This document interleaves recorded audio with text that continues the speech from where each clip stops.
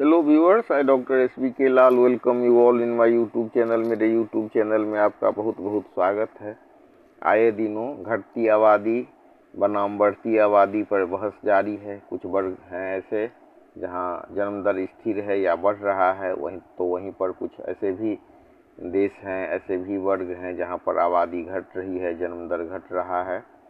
तो ये गिरावट पर जो इकोनॉमिस्ट हैं या सोशल वर्कर हैं, सरकार है, सब चिंतित है। किसी को डर सता रहा है कि अगर मतलब आबादी घट गई तो उनका जो है वर्चस्व घट जाएगा, या फिर जो आबादी से बढ़ता हुआ जो लाभ है उसमें वो वंचित हो जाएंगे। जैसे कि आंध्र प्रदेश सब में अगर आबादी की दर की बात करें तो राष्ट्रीय स्तर के तुलना में आबादी कम रही है, तो उससे क्या होगा कि चुनाव परिसीमन में उनका लोकसभा सीट घट जाएगा, सत्ता पर पकड़ घट जाएगा। और वहीं पर जब कहीं पर किसी की आबादी घट रही है और किसी का बढ़ रहा है तो फिर एक विसंगति भी उत्पन्न हो जाती है।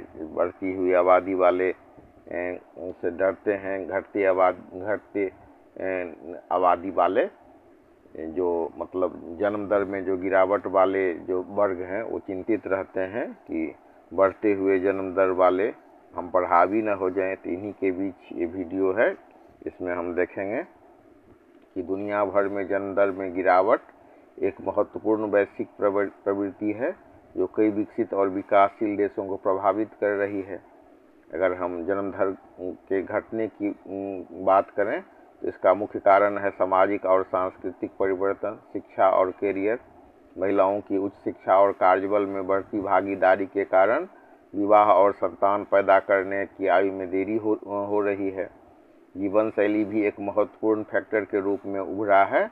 आधुनिक जीवन शैली व्यक्तिगत स्वतंत्रता को प्राथमिकता और पारिवारिक मूल्यों में बदलाव से बच्चों को पालने में सामाजिक अनिवार्यता कम हुई है।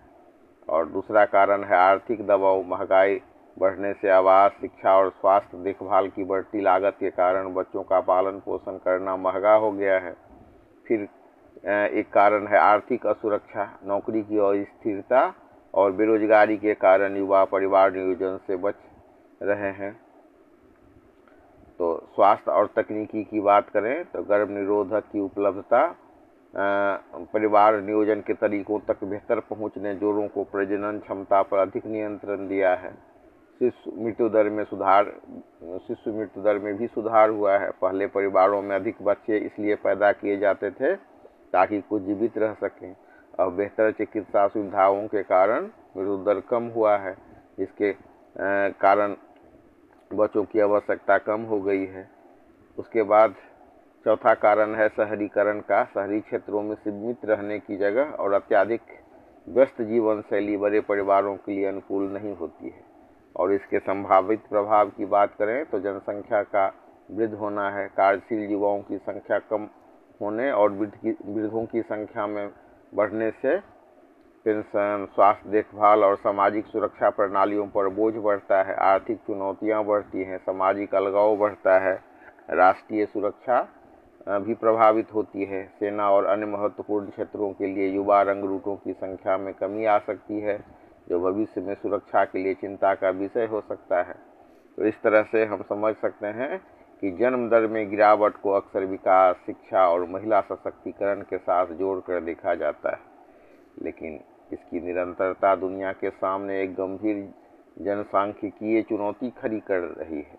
कई देश अब इस समस्या से निपटने के लिए परिवार प्रोत्साहन नीतियाँ जैसे बाल देखभाल में सब्सिडी, बेहतर मातृत्व पितृत्व अवकाश अपना रहे हैं।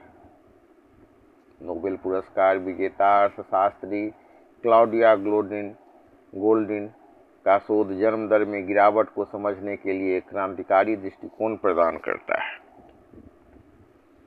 उनका काम केवल आर्थिक आंकड़ों तक सीमित नहीं, बल्कि इस बात पर केंद्रित है कि कैसे समाज में महिलाओं की बढ़ती भूमिका और पारंपरिक लैंगिक भूमिकाओं के बीच का मेल न खाना जन्म दर को प्रभावित करता है।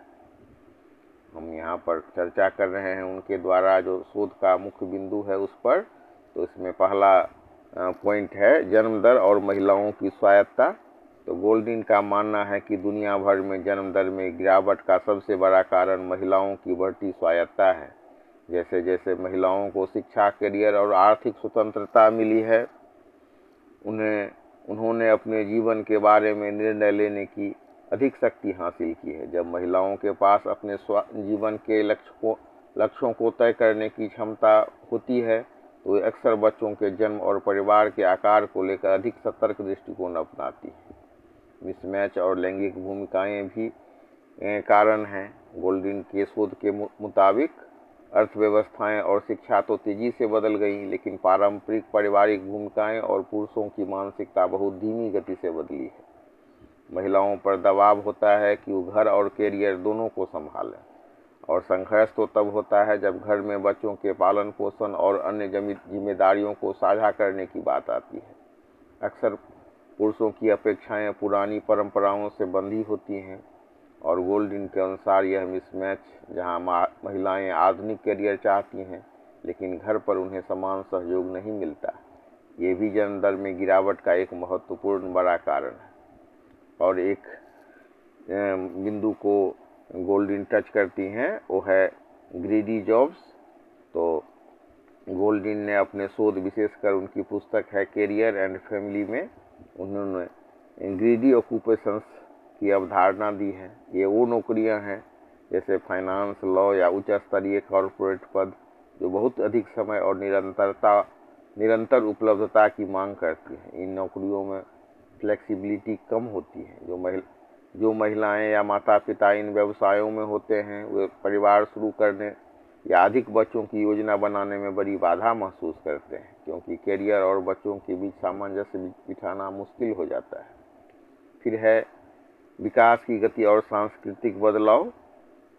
तो इस हिसाब से अगर हम देखें तो क्लाउडिया गोल्डिन का स्पष्ट कहना है कि यदि समाज को जन्म दर में गिरावट को रोकना है तो केवल वित्तीय प्रोत्साहन पर्याप्त नहीं है, कॉपुल इक्विटी को भी अपनाना होगा, और कार्यस्थलों में भी लचीलापन का रुख अपनाना होगा। नौकरियों के स्वरूप को ऐसा बनाना होगा कि ये माता पिता दोनों के लिए अनुकूल हो।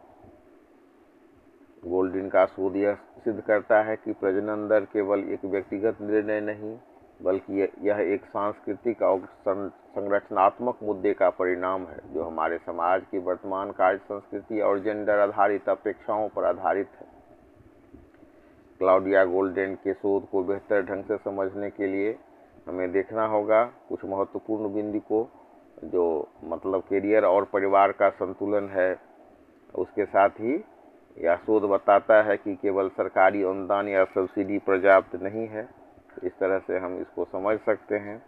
और फिर इनका जो शोध का टॉपिक है, उसमें उन्होंने चर्चा किया है टाइम पेनल्टी का, लचीलेपन के मूल्य का,